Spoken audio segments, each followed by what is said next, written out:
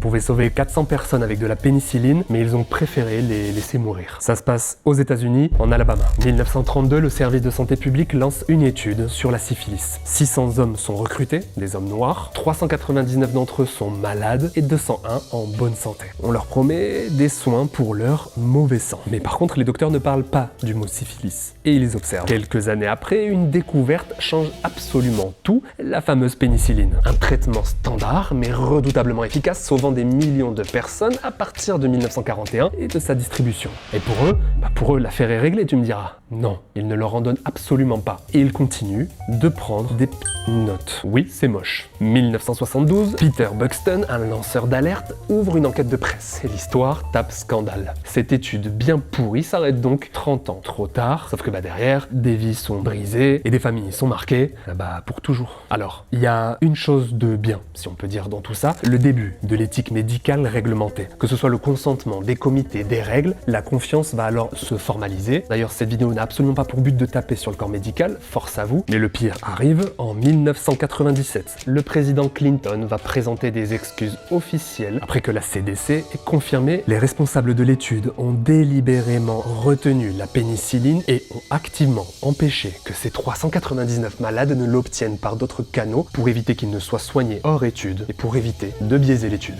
Traduction, en les maintenant délibérément sur la route de la mort. Oui,